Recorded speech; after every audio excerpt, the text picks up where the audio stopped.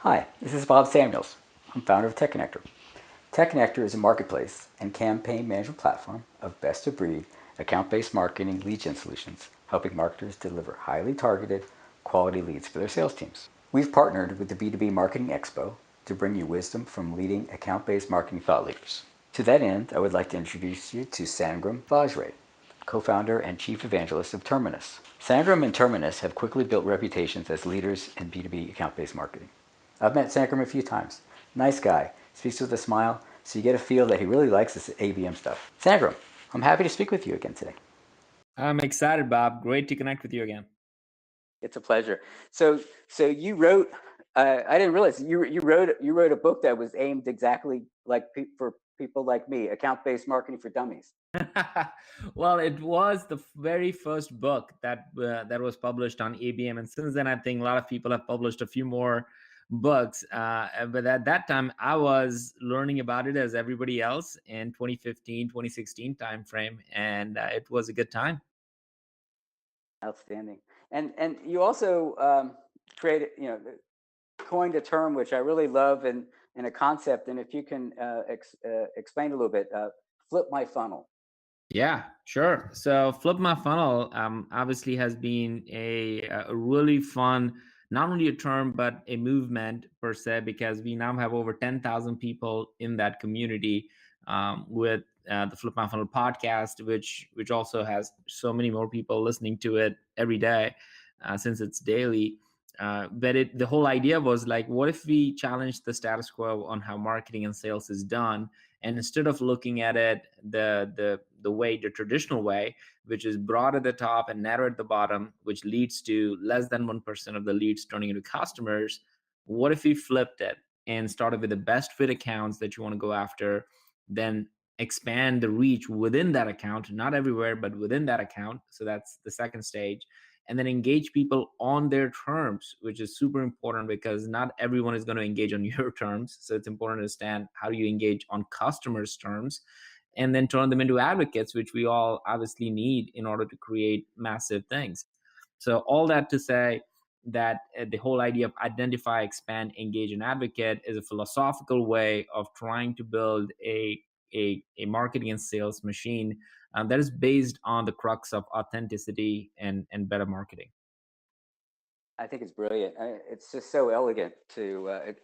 It's just as easy to deal with the people that are really the right people to deal with as the wrong ones. So might as well cut to the chase and just focus on those key accounts and those key personas that will drive the most value for you. So I think it's wonderful. I love it.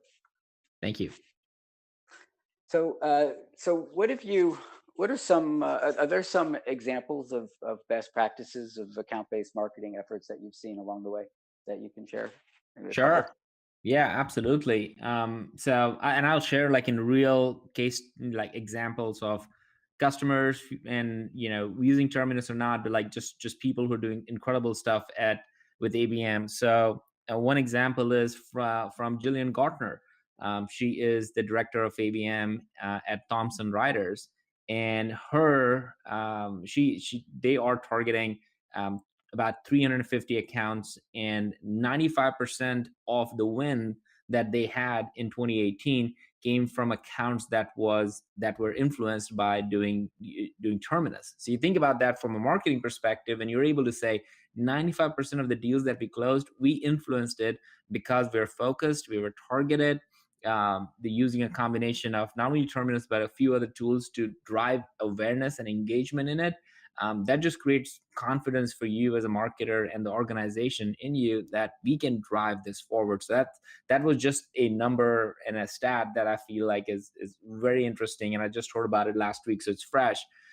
But there are other best practices like Snowflake, Daniel Day, who has now 6 people on his team and with the title of account-based marketing, which is very interesting.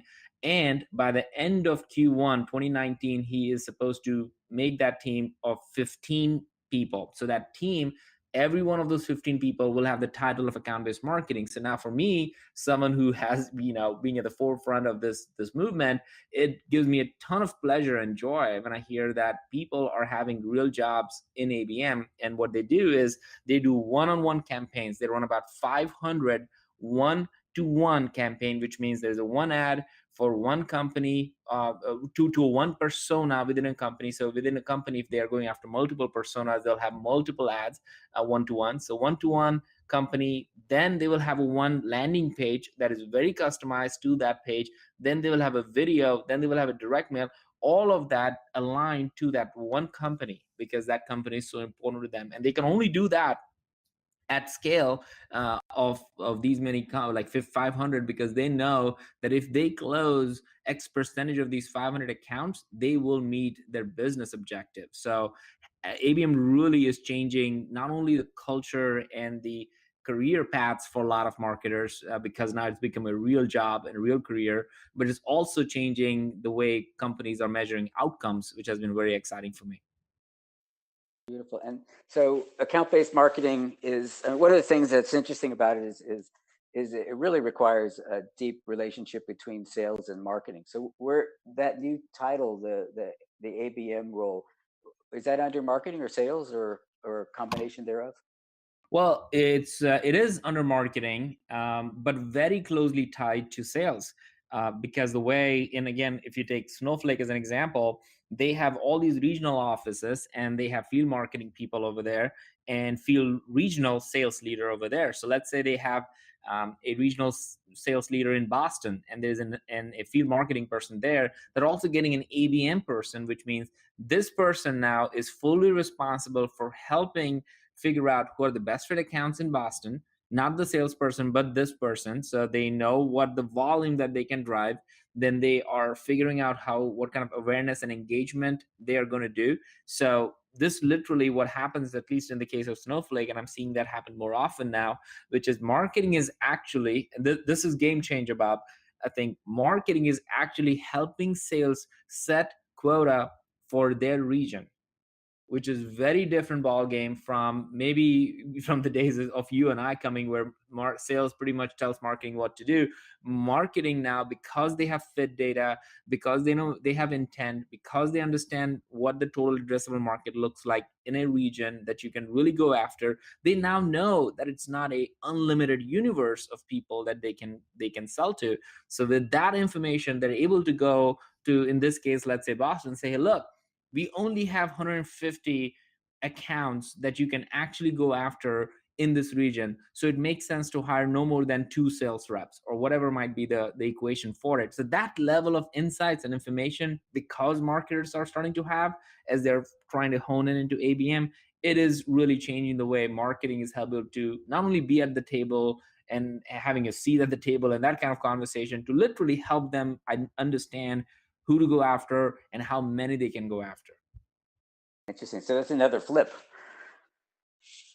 Oh yeah, it's 100% flip in terms of what marketing role is. I feel like the future, and this is where I was talking about the ABM2 at the conference, and I plan to share this maturity curve from status quo to ABM 1.0 to ABM2.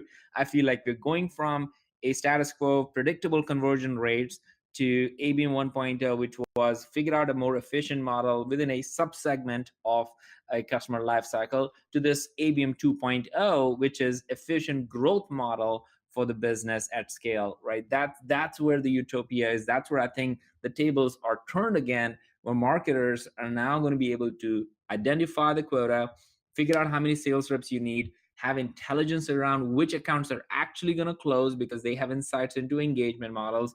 They really can not only be in the ahead of the whole thing and tell what's going to happen or how many accounts there are, but also can tell how many are actually going to close because they have that data. But all of this is only possible if you're focused on a few very important metrics, as opposed to all the 1,000 vanity metrics that most of us track. Beautiful. So speaking of your presentation, so just to put in a little plug, so Tuesday, February 26th at the B2BMX at 11:25, you'll be speaking about ABM 2.0, how to take your marketing from good to great. So 2.0 is that that's the next stage from, is that the from revolution to evolution? Is that the concept? Yeah, exactly. I think it is. It has become. I'm glad you said revolution to evolution, because I totally agree. I feel like there has been this big push of, hey, do ABM, without a lot of insights into, well, does it really change stuff? So in this event, I'm planning to share stories of customers and companies who have clearly shown that since they started to practice ABM, they have reduced the cost of acquisition for a customer, not a lead, for a customer by 60%. See, so if you really take that in context, is like, if your cost of acquisition for a customer is reduced to less than 50 or 60%, you're not only an efficient marketer, you're running an efficient business, you have trust and respect from your CFO and CEO. I think it's going to blow people's mind up when they see that this is not just a cool thing to do. It actually has not just, oh, it will have some efficient growth at some level. It actually is a business driver if you want to have a profitable company and a business to run. Beautiful. And I know that you're going to be speaking about, you're going to be sharing some, 4 strategic business strategies or of what people need to implement. Do you want to share some of that now, or should we use it as a teaser to show up to your event and hear about it? Show up to the event. I feel like the teaser around the fact that I am literally going to show how you can reduce your acquisition cost, or share story of companies who have reduced acquisition cost by 60%. And I think that itself could be a big teaser for people to figure out, oh my goodness, this is going to be interesting. Excellent. Well, I look forward to the event. So, is there any other questions I should be asking you? Am I missing some exciting things that you can share? Well, no, I think the big part is, I think ABM is a strategy and not a tool or a product or a tactic, which is why it is complicated and it's different for every business. I feel like I'll love for people to come into the conference, or if you're launching ABM, think about and have an open mind and understanding that it is a truly very iterative process. But when done right and when you see results, you are truly going to change the trajectory of your business, and that is really the most important thing to think about. Outstanding. Well, I look forward to seeing you, and I look forward to hearing your presentation. I think it's going to be awesome. All right, man, thank you so much. I'm excited. Excellent. Well, thank you for sharing, and I look forward to seeing you. All right, same here. Take care. Thank you.